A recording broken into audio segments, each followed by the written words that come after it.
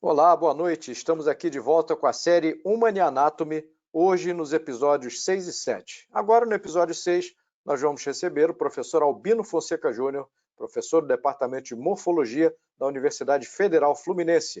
O professor Albino vai conversar conosco sobre aspectos morfológicos da junção esôfago-gástrica. Sem dúvida nenhuma, um assunto de grande importância clínica. Boa noite, professor Albino. Boa noite, professor Cavazóia. Boa noite, professor Igor, professor Rafael. Mais uma vez agradecendo o convite de poder falar um pouquinho sobre a anatomia e, de certa forma, hoje vamos falar um pouquinho da morfologia. Bom, primeiro, boa noite a todos e, como eu falei anteriormente, a gente vai falar sobre os aspectos morfológicos da junção esôfago-gástrica.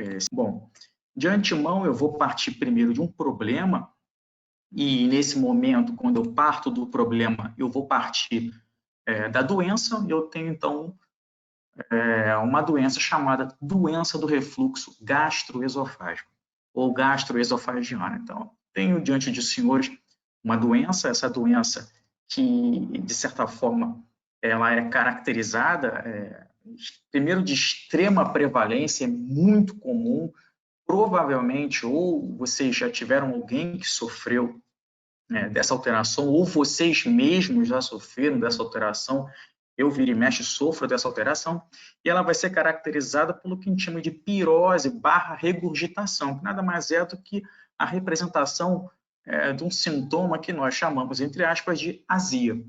Então, se por algum motivo qualquer, pelo menos uma vez por semana, vocês tiverem um episódio de pirose, regurgitação, muitas vezes isso vai ter um conceito mais amplo, 2 vezes por semana, 3, 4 vezes por semana, você pode estar diante de um episódio de refluxo gastroesofágico, ou se isso tiver uma prevalência, uma frequência maior, a gente vai estar diante da doença do refluxo gastroesofágico, que pode ter um aspecto mais leve ou um aspecto mais grave, necessitando, inclusive, de tratamento, inclusive, cirúrgico.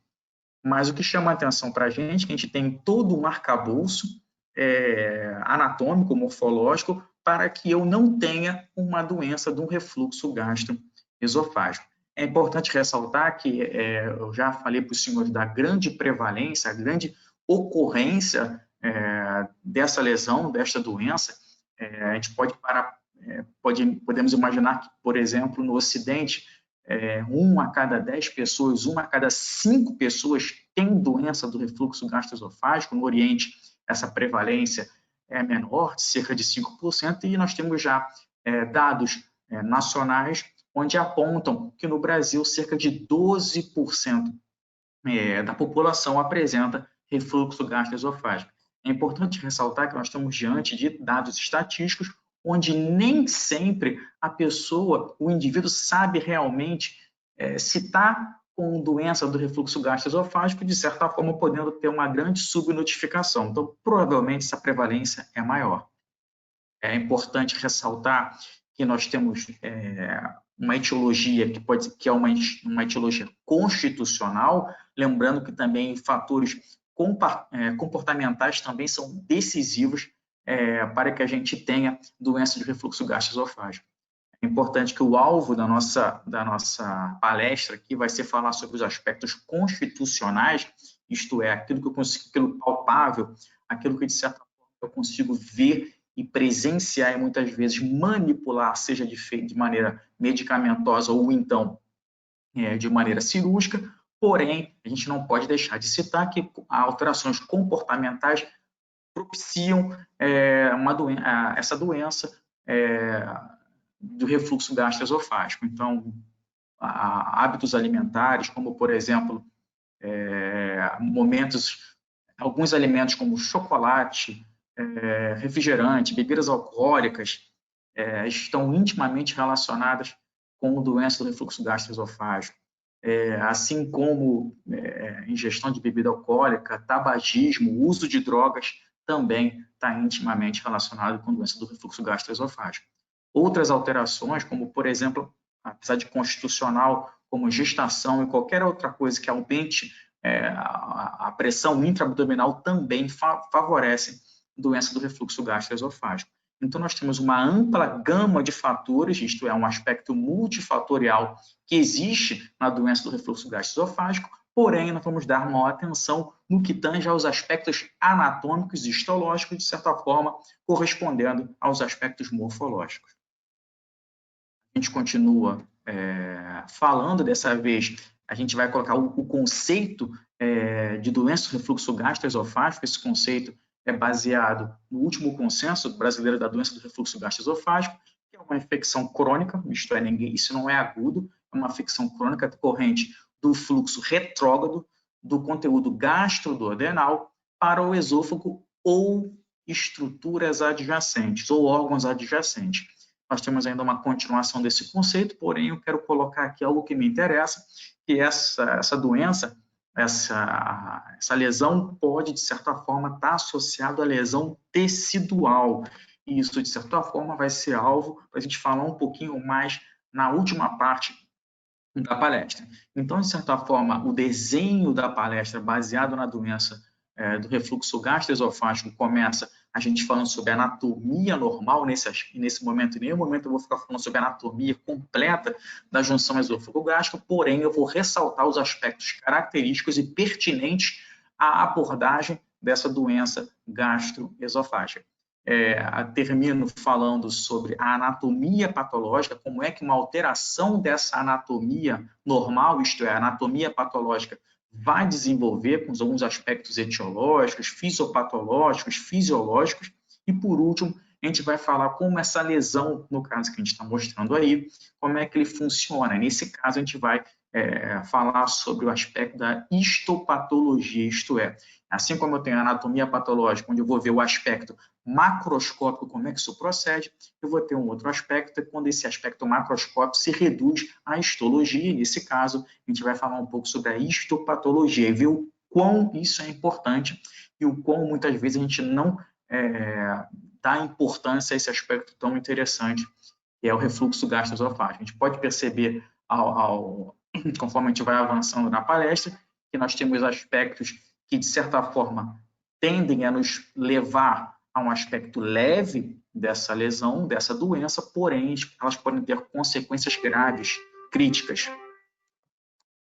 Continuando, mais uma vez, a gente fala nesse momento que a doença do refluxo gastroesofágico ela vai acontecer através de uma falta de um equilíbrio, no caso, de um desequilíbrio entre efeitos protetores e efeitos agressores. É um equilíbrio que mantém-se sempre para que a gente tenha uma boa qualidade de vida, e nesse caso especificamente, quanto à passagem desse alimento, a gente passa a ter, uma vez que a gente tem um desequilíbrio, nesse caso, a gente tem ou uma diminuição dos efeitos protetores ou uma acentuação dos efeitos agressores, a gente pode passar a ter doença do refluxo gastroesofágico. É importante falar que a anatomia normal está intimamente relacionada com a doença do refluxo gastroesofágico. Isso é relacionado principalmente quando a gente fala que quando nós temos uma alteração dessa anatomia normal, isto é, a junção esôfago-gástrico, ela vai corresponder simplesmente a uma transição no trato alimentar que vai transportar esse alimento do esôfago abdominal e ao estômago, principalmente na sua porção superior, no cardia. É nessa localização que a gente vai ter essa junção esôfago-gástrica. E uma vez tendo essa área, essa área específica vai ser caracterizada morfologicamente por estruturas anatômicas e histológicas distintas. Nós vamos falar à frente sobre essas alterações quanto à anatomia. Então, quando eu falo sobre anatomia normal, nós temos inúmeros aspectos morfológicos, e dentre esses aspectos morfológicos, eu vou citar 6 aspectos que são interessantes para mim. Apesar que, de certa forma, possa parecer muitas vezes óbvios, mas são importantes. Alguns eu nem comento aqui, porém, também são, de certa forma, óbvios, porém, eu não consigo ter uma utilidade, um uso prático anatômico, por isso que eu, de certa forma, só vou citar e não vou comentar aqui. Então, uma coisa importante que a gente passa a ter no trajeto desse alimento, do esôfago distal até o estômago proximal, isto é, esôfago abdominal até o cárdia, no estômago, um aspecto é interessante, apesar de ser óbvio, essa inclinação oblíqua, essa entrada oblíqua do esôfago no estômago, de certa forma, também acaba sendo benéfico e evita, de certa forma, isto é um fator protetor para que eu tenha doença do refluxo gastroesofágico. Então, perceba que eu estou colocando aqui alterações anatômicas, e são alterações anatômicas que, de certa forma, são fatores, correspondem a fatores protetores da doença do refluxo gastroesofágico. Se por algum motivo qualquer, uma dessas alterações anatômicas sucumbirem ou desaparecerem, eu posso, de certa forma, favorecer doença do refluxo gastroesofágico. Outro aspecto anatômico importante é a presença do ângulo de Ries, isto é, essa incisura cárdica. A gente sabe, e aí eu mostro nessa imagem, chama a atenção aqui o esôfago, a junção esôfago-gástrica, estômago. Aqui eu tenho o diafragma, e esse ângulo de Ries é o ângulo que existe entre o esôfago e o estômago, mais precisamente nessa porção aqui mais elevada do estômago, que é o fundo gástrico. Então, a gente tem essa angulação, e essa angulação também constitui um fator protetor para que eu não tenha doença do refluxo gastroesofágico. É importante ressaltar que esse ângulo de Ries é um ângulo observado externamente no estômago, porém, quando eu observo essa mucosa, muitas vezes ela está até mais acentuada, eu passo a ter uma prega, muitas vezes conhecida como válvula de Gubarov. Essa válvula nada mais é do que a representação interna, isto é, a representação dentro do órgão, no lúmen desse órgão, desse ângulo de Ries. Então, essa válvula, apesar de não ter uma função valvular, ela também ela é citada como uma prega que, de certa forma, marca o ângulo de Ries. Então, também o ângulo de Ries ou incisura cárdica corresponde a um fator protetor para a doença do refluxo gastroesofágico.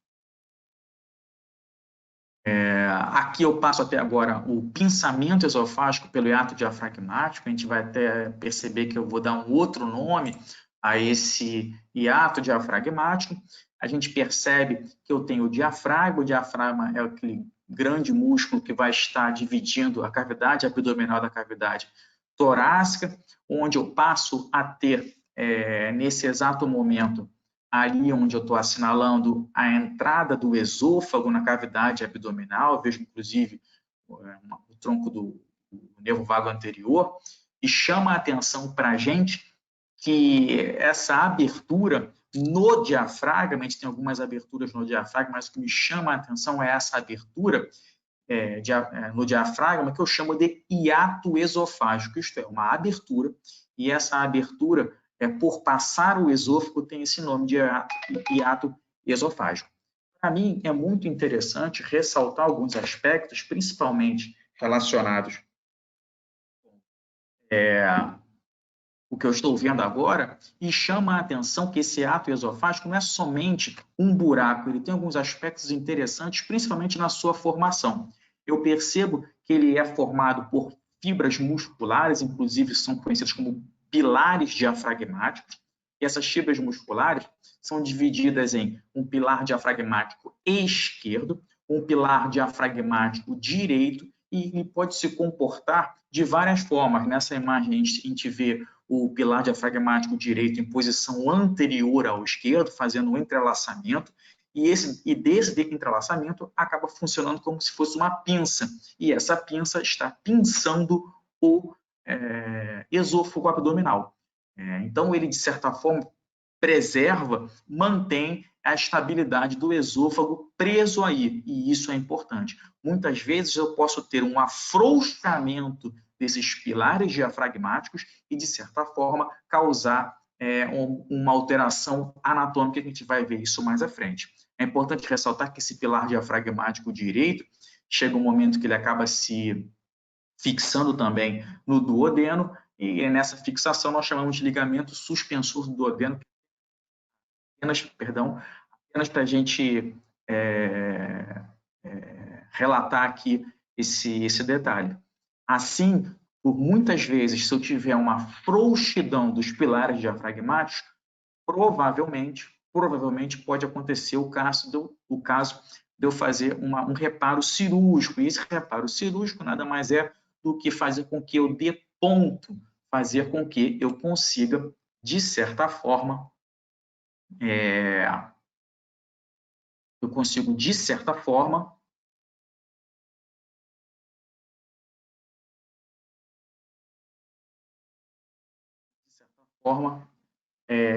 dar pontos nesses pilares diafragmáticos e, de certa forma, estreitar mais esse hiato esofágico. Então, isso aí, para mim, é interessante, uma vez que o tratamento para essa alteração, uma vez acontecendo, é um tratamento cirúrgico.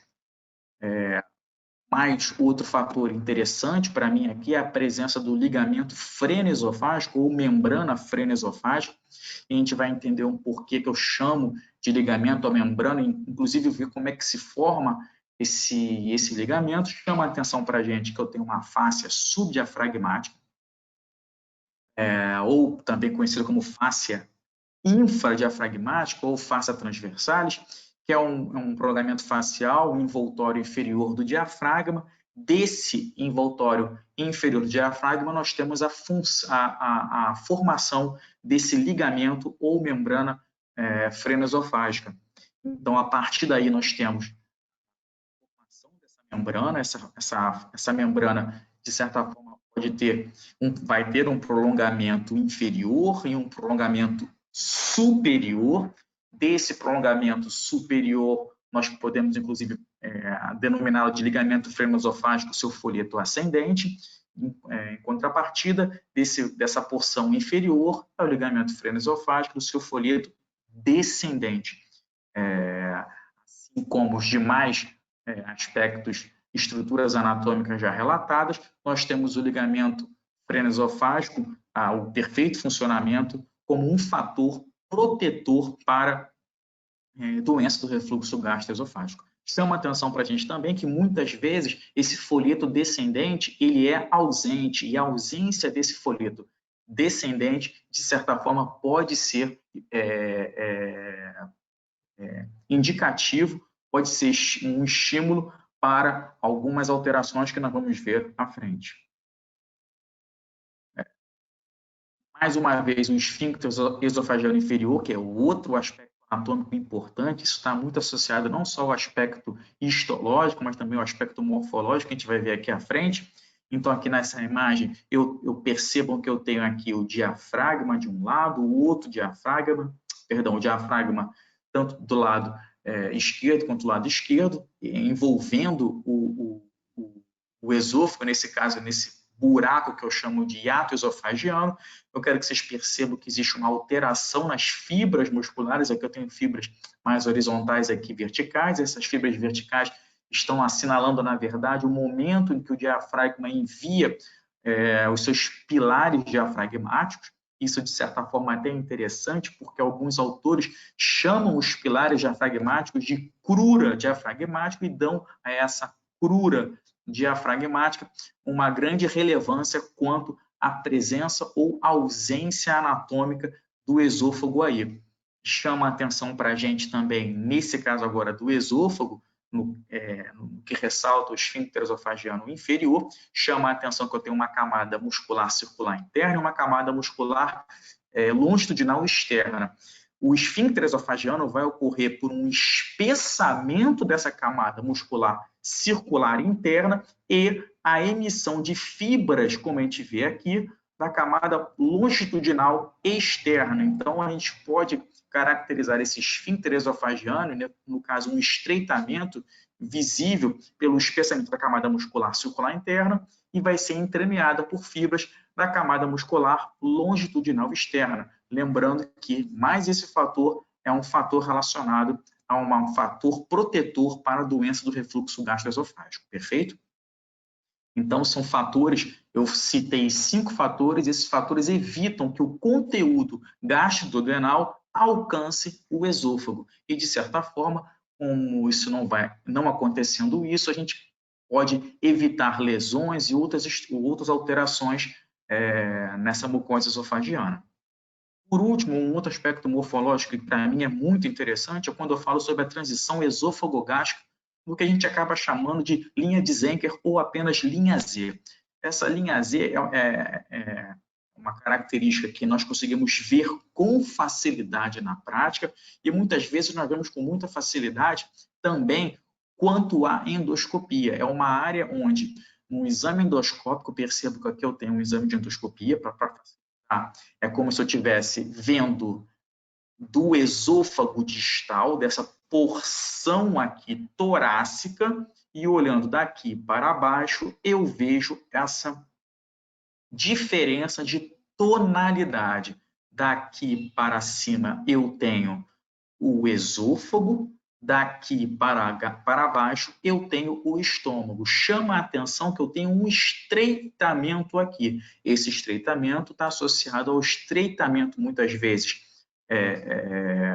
do esôfago pelo diafragma. Então, nessa linha Z, chama a atenção e eu tenho aí morfologicamente uma alteração da tonalidade da mucosa do esôfago, mas se eu fosse fazer uma avaliação histológica, eu teria essa mesma transição, onde eu tenho aqui o esôfago e eu tenho aqui o estômago. É importante ressaltar que essa alteração, quanto à histologia, é extremamente importante, uma vez que o esôfago vai ter um epitélio totalmente diferente do estômago. E esse epitélio ele é caracterizado e utilizado para proteção. Então, a gente percebe que o esôfago tem um epitélio escamoso estratificado, como a gente percebe aqui, olha, eu tenho aqui um epitélio escamoso totalmente estratificado, eu tenho aqui a muscular da mucosa, a camada muscular circular interna, longitudinal externa, aqui eu tenho a adventícia, mas o que me chama a atenção é a estratificação desse epitélio, isto é um epitélio preparado para, de certa forma, preparado para danos mecânicos, por isso ele é estratificado. Porém, uma vez que esse alimento alcança o estômago, esse alimento agora sofrendo a ação do ácido gástrico, ele não vai ser tão alvo de alterações mecânicas, não que não possa ser, mas ele não vai ser tão alvo de alteração de lesões mecânicas. Por isso, o seu epitélio é um epitélio simples, colunar, com células caliciformes. A gente percebe aqui eu tenho um núcleo, nessa célula aqui o núcleo tem posição basal e eu passo até aqui muco. Para esse esse é interessante que eu tenha muco. Por que é interessante que eu tenha muco? Porque esse muco, de certa forma, vai auxiliar na neutralização desse meio ácido que se encontra no estômago. Então, apesar de o epitélio esôfago, isso eu acho que é muito importante, apesar do epitélio esofagiano ser estratificado, essa estratificação não é resistente a esse meio ácido. Então, numa lesão onde eu tenho conteúdo ácido do estômago alcançando o esôfago, provavelmente eu vou ter lesão dessa mucosa esofagiana, inclusive podendo ter esofagite. E a gente vai ver mais à frente que o organismo pode lançar mão de algumas artimanhas para que a gente consiga ser resistente a essa lesão, uma vez que essa lesão sendo duradoura. Então, quando nós temos as alterações da anatomia, e nesse caso eu vou citar como a hérnia de hiato, então, alterações anatômicas da transição esôfago-gástrica, como a hérnia de hiato, podem comprometer esses mecanismos de proteção. Então, o que eu quero dizer com isso? Eu tenho uma hérnia de hiato, essa hérnia de hiato altera aquelas alterações que eu falei para os senhores, que são alterações que protegem o esôfago, e dessas alterações, a hérnia de hiato pode desencadear doença do refluxo gastroesofágico. Definição, a hérnia de hiato é qualquer protrusão de um órgão pelo hiato esofagiano para dentro do tórax, desde uma protrusão apenas do esôfago abdominal, algo simples, ou talvez até do estômago, ou até, nesse caso que a gente observa, a protrusão do cólon transverso para a cavidade torácica. Então, apesar de nós termos aqui uma situação limite, isso é plausível, isso pode acontecer. Continuando, eu tenho aqui, frente à anatomia normal, aquilo que nós vimos, temos aqui o diafragma, eu tenho aqui o esôfago, aqui a junção esôfago-gástrica, aqui a linha Z, aqui representando a membrana freno-esofágica, o estômago, fundo gástrico aqui e aqui o cárdia. Então, aqui vemos a anatomia normal que a gente acabou descrevendo de certa forma. Quando eu tenho, por algum motivo qualquer, o esôfago, no caso distal, assim como parte do estômago ascendendo por esse hiato esofagiano, a gente passa a ter aquilo que o conceito de hérnia diz. Por definição, hérnia é quando uma estrutura anatômica sai do seu local usual e vai para um local não usual. Então, o estômago não deve estar no tórax, ele deve estar no abdômen. Então, se ele sai do abdômen e vai para o tórax, eu tenho uma hérnia. Como essa hérnia está relacionada com o hiato esofagiano, nós chamamos de hérnia de hiato. Dentre as hérnias, nós temos duas principais e outras mais adjacentes, que é a hérnia de hiato, tipo 1, que nós também consideramos como hérnia de deslizamento, e essa hérnia de deslizamento, como nós podemos perceber aqui, eu passo a ter uma ruptura total ou parcial desse ligamento, dessa membrana freno-esofágica, e com essa ruptura, parte do estômago alcança a região torácica. Bom, uns aspectos são interessantes que a gente vai perceber aqui. Hérnia de hiato tipo 1 é aquela em que, conhecida como hérnia de deslizamento. Essa hérnia de deslizamento tem algumas características que a gente pode observar aqui. Número 1, é a mais comum. Cerca de 80% das hérnias de hiato são do tipo de deslizamento. E elas são caracterizadas por isso, principalmente pela parte do estômago está na região torácica. Outro aspecto interessante, a junção esôfago-gástrico fica numa posição superior. Segundo, eu não consigo mais agora observar o ângulo de Is. Aquele fator protetor desaparece, a incisura cárdica desaparece. E, independente disso, uma coisa que me chama a atenção é o fundo gástrico, que geralmente é aquele que ascende até o tórax, ele fica numa posição inferior à junção esôfago-gástrico. Perfeito? Quando eu vou falar sobre o outro tipo de hérnia, no caso, a hérnia do tipo 2, também conhecida como hérnia de rolamento, é uma hérnia onde, na verdade, percebo que eu tenho algumas características. Primeiro, a junção esôfago-gástrico permanece aqui. Num exame contrastado, a gente consegue perceber e fazer essa distinção. Outra coisa que me chama a atenção é o fundo gástrico, geralmente, que é o órgão que vai se herniar, fica numa posição fica numa posição superior à junção esôfago-gástrico. E assim, o ângulo de Is permanece patente, mais agudo, mas permanece patente. Isso aí também acontece por ruptura do ligamento ou membrana freno-esofágica, ou então, de certa forma, muitas vezes por uma ausência dessa porção inferior, da porção descendente do ligamento freno-esofágico, e de certa forma acaba acontecendo isso. Sempre lembrando que existe um alargamento desse hiato esofágico. Muitas vezes essa hérnia é conhecida como hérnia paraesofágica, uma herniação que fica ao lado do esôfago, por isso paraesofágica. Nós temos ainda a possibilidade numa hérnia do tipo 3, que é a hérnia mista, onde as duas características acontecem, isto é, eu tenho ruptura, e nesse caso, tanto o esôfago quanto o estômago conjuntamente vão atravessar por esse ato, nesse caso pelas mesmas características já citadas anteriormente. E nós temos ainda uma tipo 4, que eu não vou comentar aqui, que são aquelas hérnias de hiato gigantes, como a gente viu anteriormente no cólon transverso. Por último, eu quero falar sobre o esôfago de Barrett, que é mais, de certa forma, puxar um pouco para a anatomia patológica, lembrando que aqui nós temos uma diferença. Na verdade, eu tenho a doença do refluxo gastroesofágico e essa doença acarreta o esôfago de Barrett. Aqui nós temos uma exemplificação, repare que eu tenho aqui um aspecto normal, sempre normal, e por algum motivo qualquer, devido a essas alterações de doença do refluxo gastroesofágico, sejam elas frutos de uma herniação de hiato, eu passo a ter uma alteração endoscópica e, de certa forma, uma alteração também do aspecto histológico. O que chama a atenção a gente falou anteriormente que a mucosa do esôfago é estratificada, e essa estratificação pavimentosa tem proteção mecânica, porém não tem proteção quanto ao aspecto da acidez gástrica.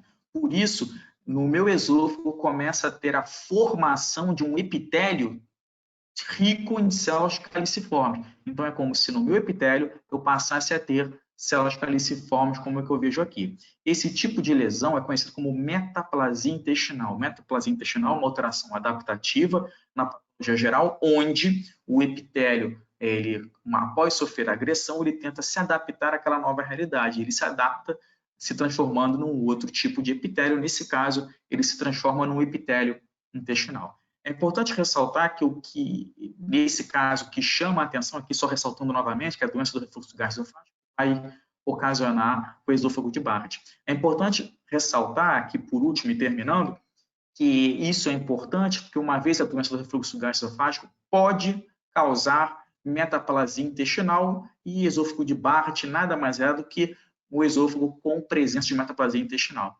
E essa metaplasia intestinal pode, com o avançar da agressão, pode gerar alterações displásicas de leve intensidade, moderada intensidade, acentuada intensidade, e posteriormente pode acabar ocasionando um adenocarcinoma do esôfago.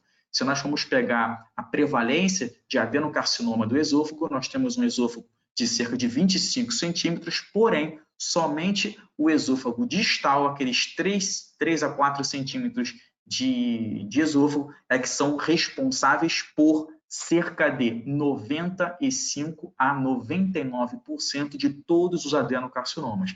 Tanto é que esse tipo de adenocarcinoma tem uma classificação precisa no livro do OMS. É adenocarcinoma da junção esôfago-gástrico. Então, a gente percebe o quão é importante e o grau que a doença do refluxo gastroesofágico pode alcançar. Sem mais, muito obrigado.